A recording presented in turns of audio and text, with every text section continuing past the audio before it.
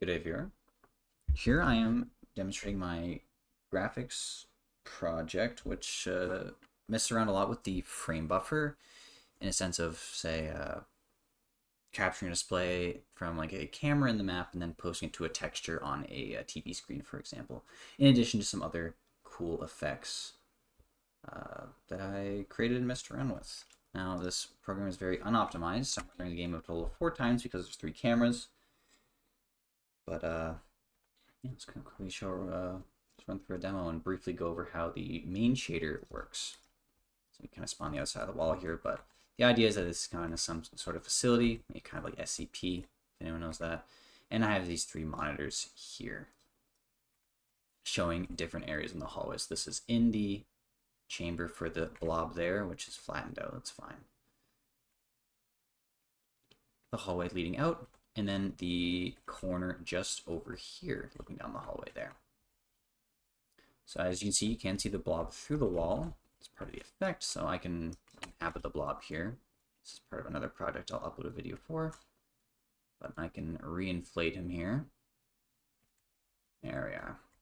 And you can see him moving around on the camera there. So I can start sliding him down the hallway here and pop back to the camera, and you can see that he is sliding there, away out of the room there, and towards the corner of the hallway there, and you can see him through the wall. If I re-inhabit him, direct him down this neck of the hallway.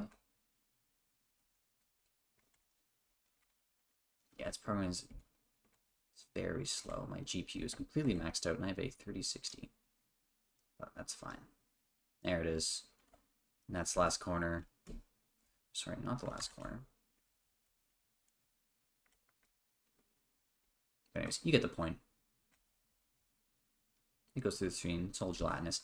How this frame buffer stuff works with the blob is that I do a first pass where I render just the blob, and I set a texture, effectively a heat map of where the blob is. I then render the whole scene, including the blob itself, and I go into that, or I output that as a texture as well. And then I go in and then I kind of mess with the UV grabbing in that heat map area of the blob itself. So that's why they has this almost shield around it. And I do get a set distance that doesn't scale with the distance I am from the blob. So if I back away, you can start to see the pattern emerge of how I searched for distance. I went up, down, left, right, cardinal directions and diagonals to see if the blob was near, or the heat map of the blob. And then, yeah, the texture grabbing, I just kind of messed around until I got something cool looking like this.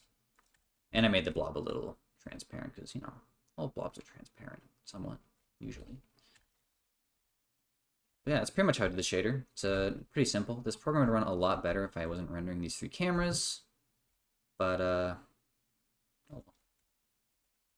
It's cool that you can see through the wall. So as I was testing and building this shader, I could see that this could also be used as almost like a thermal sense, where instead of like just picking weird UVs, you could just take the red channel of the colors that come through here, and then you'd see a red outline in that same size as the blob there. But anyway, that's it for this. Thanks for watching.